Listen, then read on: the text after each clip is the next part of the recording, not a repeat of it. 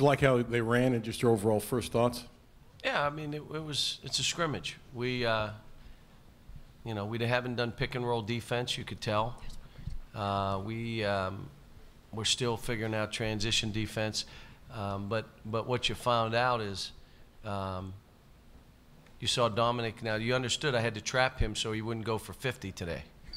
So I had the one team trap Takari because he was going to kill. He had 10 and 8, I think, at half.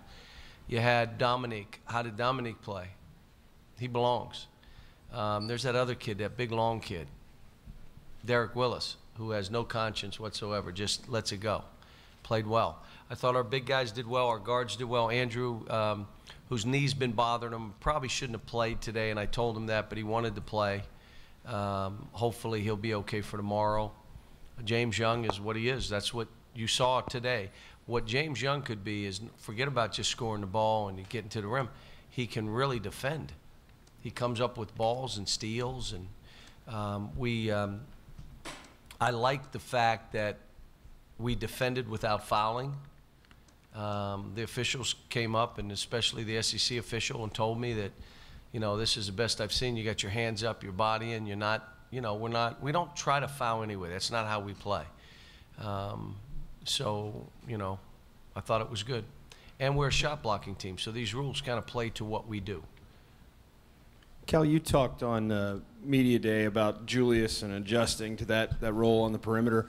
Is tonight indicative of the progress he's made? Yeah. He seemed to be pretty good with the ball. And what was really good is he wasn't getting the ball early, and he just played. And eventually he started getting it, and, you know, he walks the guy down, makes a foul line jumper, makes his free throws, gets to the basket, and he even missed about 3 layups, or he'd have had 6, 8 more points.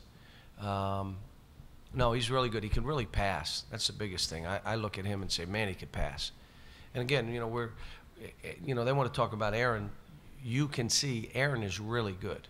Whoever has made this thing that one of them is way better than the other is crazy. And, you know, I'm coaching him now.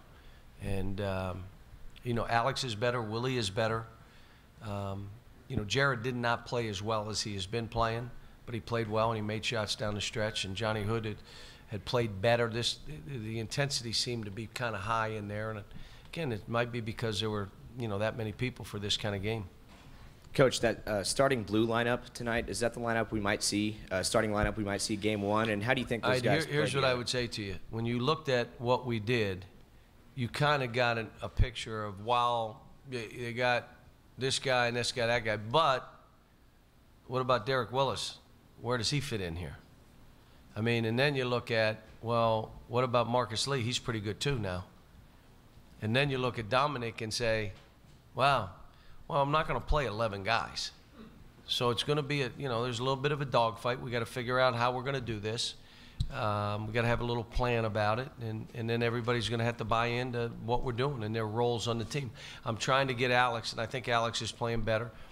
Be a finisher. You're not a play starter. That's not what you are. Don't put him in a position to start plays. Put him in a position where he can finish and get to the basket, or he can make a jump shot. Let him be a play finisher. And he's buying into that, and I think he played more comfortable today than he has in a while. So are those blue starters probably starters? Don't know yet. They were pretty good today, though. But Andrew has to, you know, he's going to have to be able to practice and stuff. He's been hurt. So. Cal, when you're marking it up, which was more impressive, Julius's dunks in the first half or EJ's dunk on him in the second half? EJ put a helmet on him, so that'll be a picture in the hallway. I was happy for EJ. EJ's done well in practice, and he's not getting a whole lot of time on the floor. But the time he was out there, you watch and say, you know what, he can do this. So I was happy for him, even though he didn't let Todd get a basket. Shut him out there at the end. Along those lines, after he got dunked on, it seemed like the teammates were having a lot of fun with Julius, sort of ribbing him, giving him a hard time. Yeah, they did after, too. They were laughing. How has the chemistry evolved? You've talked about these last year's team didn't know each other. These guys they really like each other. But, you know, we got a whole season. We got to get dinged up a little bit. We got to have, like I said, you can't compare how you're playing to somebody else.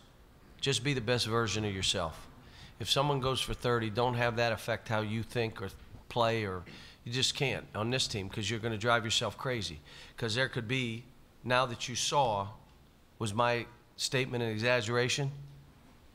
You can have as many as 7, 8 guys do that. And so you know, if someone's doing it, you can't let it affect you. Just play basketball, defend, rebound. We got to be, if we're going to be what we want to be, we got to be a better defensive team. And I'm starting to zero in on defense. I'm telling you, from the 18th till this date, we've just started defense. I did no defense prior to. Cal, there was a play in the second half where Marcus Lee blocks a shot, and he throws the outlet away, and Aaron and Julius went right to him and really gave him an earful about it. Is that what you want to see in terms of? What happened was he thought he was still on the white. He thought he was on the white team, so he outlet it to the white team. He did it twice, and that's why I said, don't worry about it, just play. But he's fine. He did some good things. I mean, we're not helping helpers right now. So when we leave the block, we're not pinning down enough. We're not, you know, obviously pick and roll defense, even our post defense till we trapped. I like picking up the ball, Dominic picking up the ball, Aaron and Andrew picking up the ball, and then playing off that. I like the fact that we did not foul, and we're driving on every possession, folks. It's not like we're running patterns. We're driving. So in that game, if that was a 40-minute game, there were about 60, 80 drive attempts. And to have 20 fouls between your teams is pretty incredible. Yeah. Cal, what kind of things are you working on with Dakari's game? I mean, any specific areas? Running, getting to the weak side rebounds, pick and rolls where we're looking lobs or post-ups from there, flying down the floor, beat everybody down the floor, and he does it.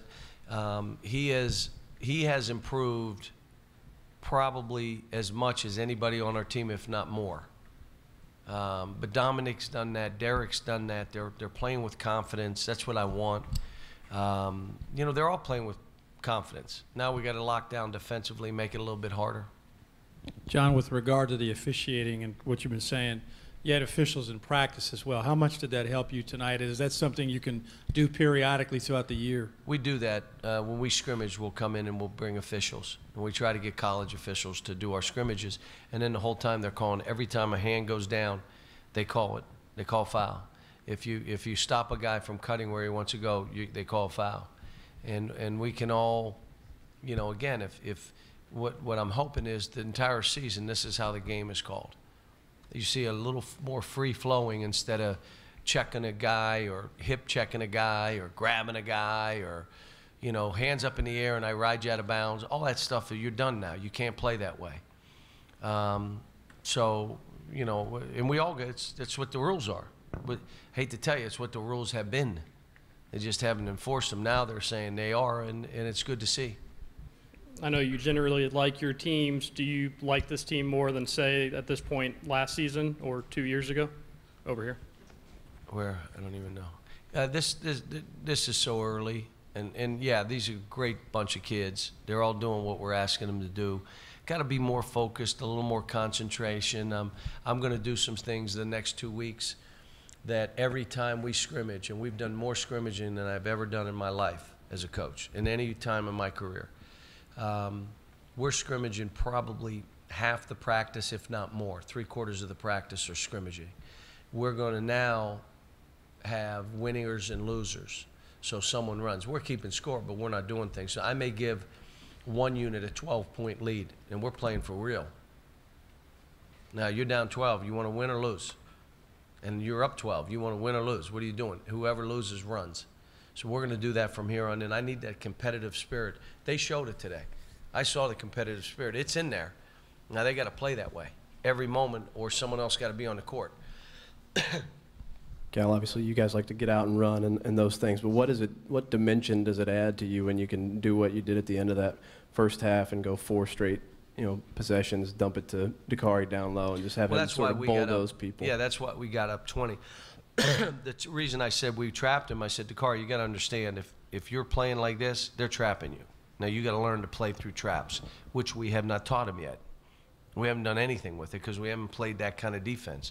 So I think he was terrific today. But he's been like this, you know, you got people walking in our gym bragging about him like, holy cow.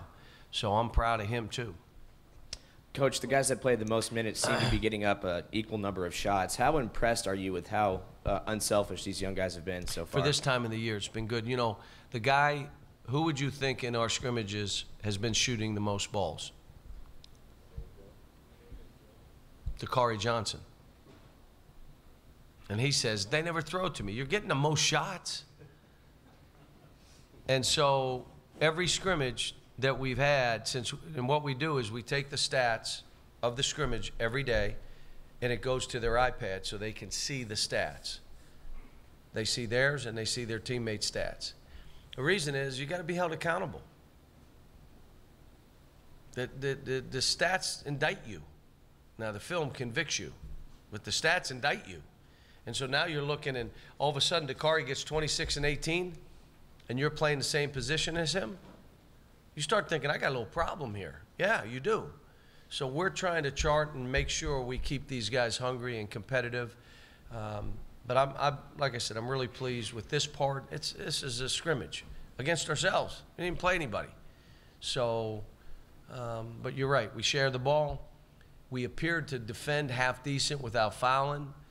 The one thing you may not have noticed, you'd have to have a really good eye to notice this, we're really big. Like really big, like 7 foot, 6'10", 6'9", 6'9", 6'8", 6'7", and then your guards are 6'6". What? I mean, we're really long and big, so anything else? Thank you.